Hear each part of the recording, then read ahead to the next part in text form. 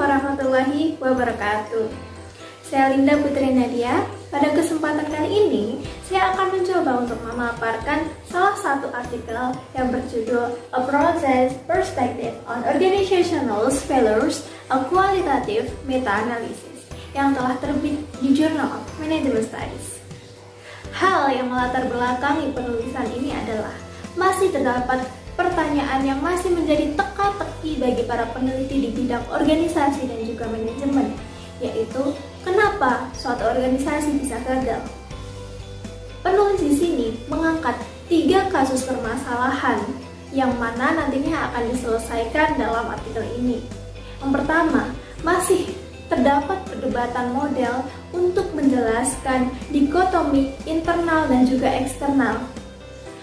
Berbeda dengan model variance yang berurusan dengan kovarian antara independen dan variabel dependent, model proses yang merupakan model yang diusung oleh penulis di sini mencoba untuk menangkap sekuen dan kondisi untuk menjelaskan kenapa organisasi bisa gagal dari waktu ke waktu, yang memungkinkan nanti akan menangkap alasan dari sistem eksternal dan juga dari faktor internal. Yang kedua, model proses masih terdapat ketidakjelasan untuk menjelaskan keterkaitan dan mekanisme yang mendasar kenapa organisasi bisa gagal. Kebanyakan peneliti sebelumnya menganggap bahwa organisasi bisa gagal karena faktor di antara inersia atau ekstremisme saja. Namun, setelah tahun 2016, si Amampuah menjelaskan dalam penelitiannya bahwa organisasi bisa gagal karena terdapat mix antara 2 faktor, yaitu ekstremisme dan juga inersia. Dan masalah yang ketiga adalah masih kurangnya dukungan untuk menggeneralisasi dan juga dukungan empiris. Nah, pada faktor eksternal, peneliti di sini juga memasukkan beberapa teori seperti strategic choice teori yang menyatakan bahwa organisasi bisa gagal ketika para pemangku kepentingan menerapkan atau mengambil suatu keputusan strategis namun tidak selaras dengan tuntutan lingkungan. Yang kedua, ada institutional teori yang menyatakan organisasi bisa gagal ketika organisasi melanggar suatu otoritas yang telah ditetapkan dalam lingkungannya seperti pelanggaran norma, perilaku, dan lain sebagainya. Untuk faktor internal, penulis di sini mengangkat teori results-based view atau bisa kita sebut dengan RBV.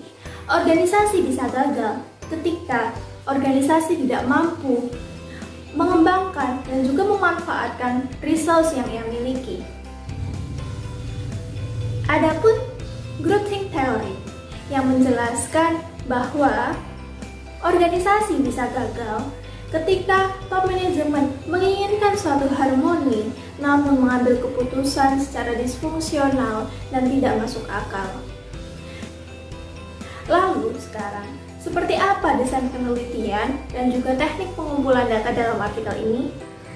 Ya, peneliti di sini mengadopsi desain penelitian kualitatif meta-analisis, di mana kualitatif meta-analisis di sini merupakan suatu desain penelitian untuk mensintesis data kualitatif dari beberapa case study.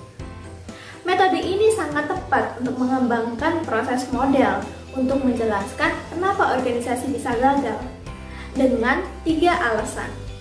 Yang pertama, penelitian kualitatif bisa memberikan deskriptif empiris secara kaya dan kontekstual di berbagai tingkat analisis.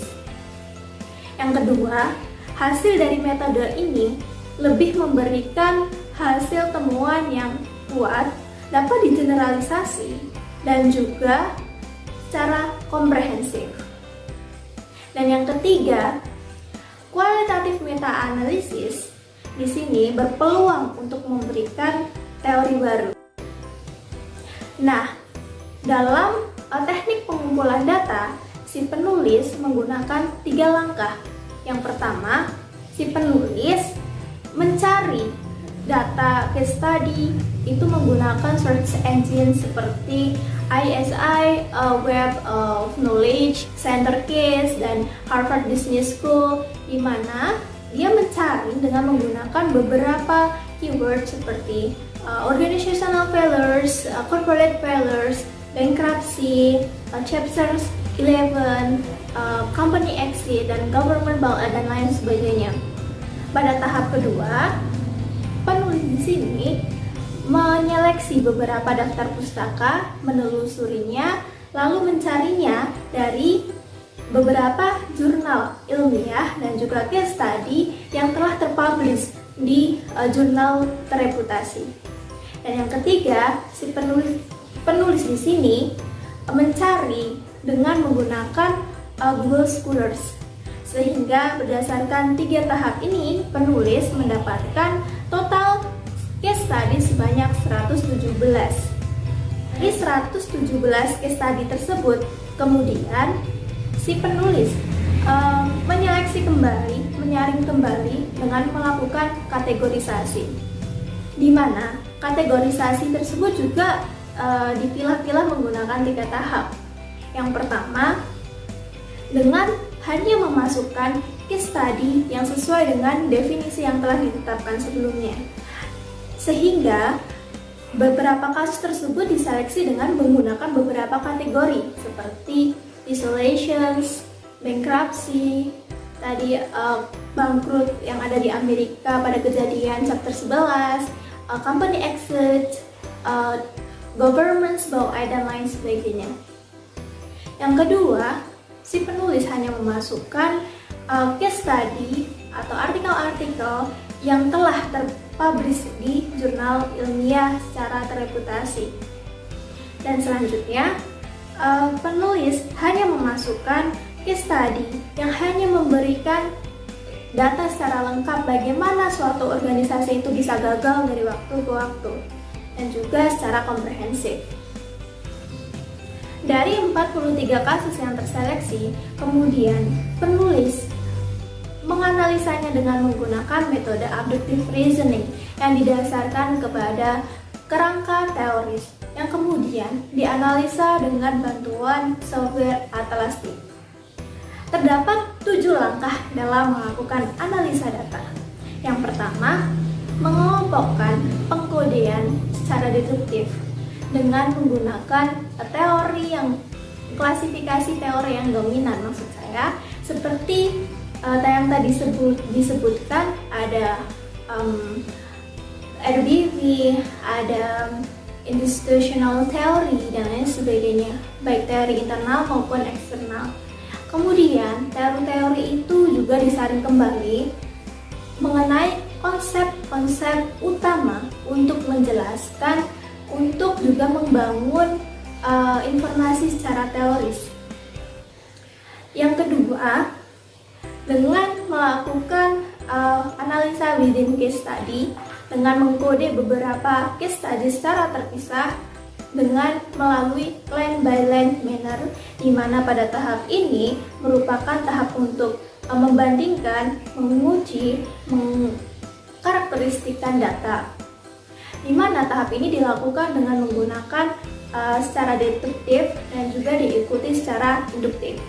Dan yang ketiga, dilakukan dengan menggunakan Axia codings, di mana hal ini digunakan untuk menentukan kategori yang sesuai dengan konsep first order. Untuk menentukan atau menganalisa hubungan antara kode, si peneliti membedakan hubungannya berdasarkan unidirectional atau reciprocal. Yang kemudian si penulis memvisualisasikan data kenapa organisasi bisa gagal melalui proses model secara terperinci. Dan yang keenam, si penulis melakukan cross analisis yang pada tahap ini adalah tahap untuk menganalisa secara tema dan logik. Pada tahap 6 ini, pada akhirnya akan mengklaster 4 kelompok yang terdiri dari imperialis, laggard, villains, dan politicized archetype.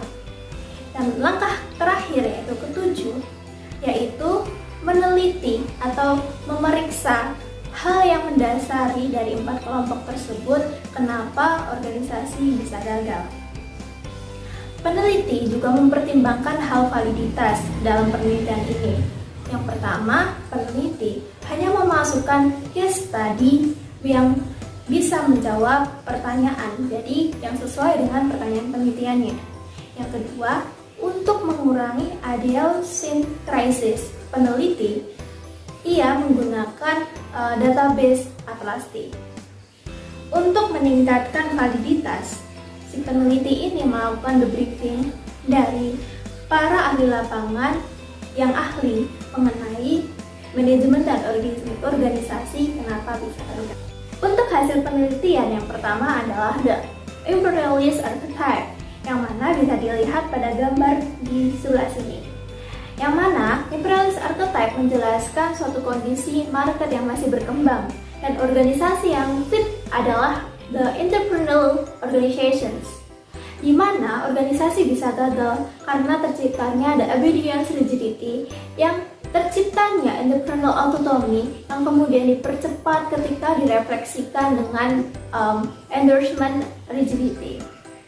Pada tahap ini, para leaders di suatu organisasi memiliki ambisi yang tinggi untuk melakukan diversifikasi yang secara beresiko tinggi, sehingga terciptanya authoritarian rigidity yang mengakibatkan kompleksitas struktur yang merupakan akar dari masalah, yang kemudian tercipta adaptasi rigidity atau adaptation rigidity yang merupakan ketidaksesuaian antara strategi organisasi dengan tuntutan lingkungan eksternal.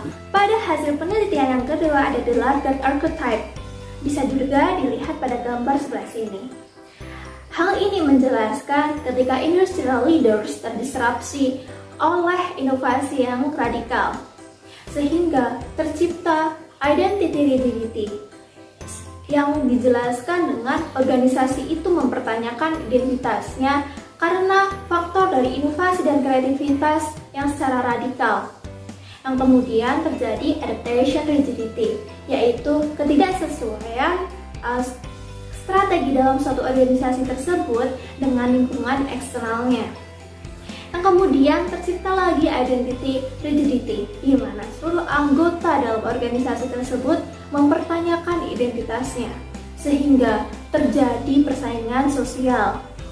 Yang pada akhirnya terjadi results rigidity, di mana organisasi tidak mampu merubah arah investasinya menjadi produk dan juga teknologi. Untuk hasil penelitian yang ketiga, kenapa organisasi bisa gagal adalah the villains archetype yang bisa dilihat melalui gambar di sebelah sini. Hal ini menjelaskan kenapa organisasi bisa gagal karena the rigidity of immorality, yaitu good corporate citizens menjadi the greedy villains karena didorong oleh aksi yang immoral, yang aksi yang dimana para pemangku kepentingan di suatu organisasi tersebut menjadi tidak bermoral dan tidak etis, yang kemudian diperparah atau dipercepat dengan refleksi oleh endorsement rigidity, sehingga budaya dalam suatu organisasi tersebut menjadi tercemar, dan pada akhirnya organisasi tersebut tidak diterima oleh masyarakat, sehingga penolakan atas produk dan jasa organisasi tersebut meningkat. Pada hasil penelitian yang terakhir adalah the politicized archetype yang bisa dilihat melalui gambar di sebelah sini.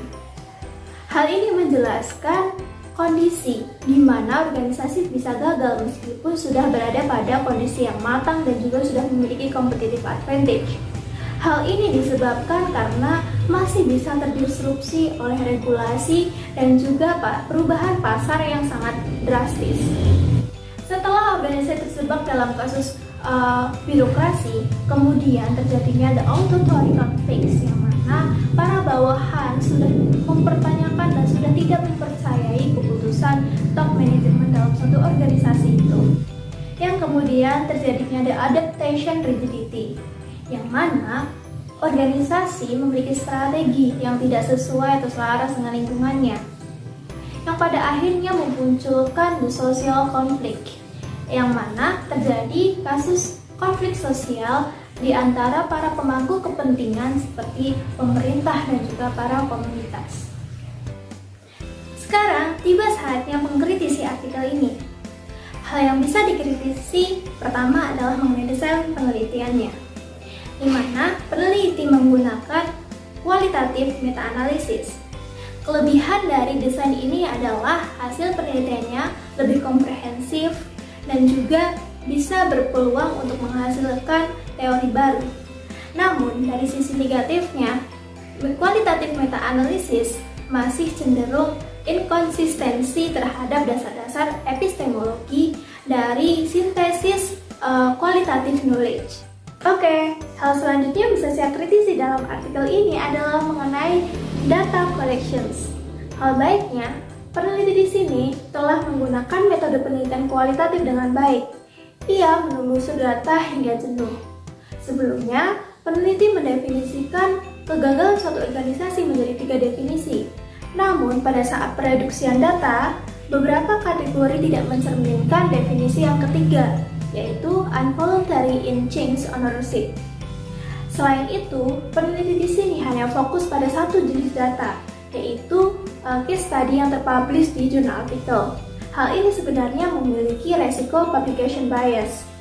Mengenai hal analisis data, peneliti di sini telah menggunakan analisis data sesuai dengan framework yang diusung oleh Mills dan Huberman pada tahun 84. Dan peneliti di sini juga setelah mempertimbangkan mengenai hal validasi, yang mana peneliti di sini menggunakan debriefing dengan faktor eksternal untuk meningkatkan validasi.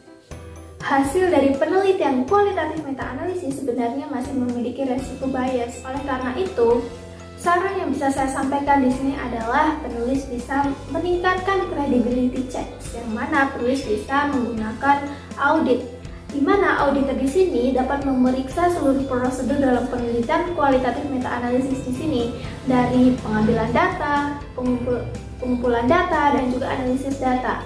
Selanjutnya, si penulis di sini bisa mempertimbangkan aspek triangulasi.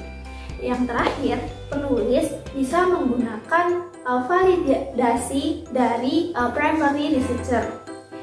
Sekian yang dapat saya sampaikan.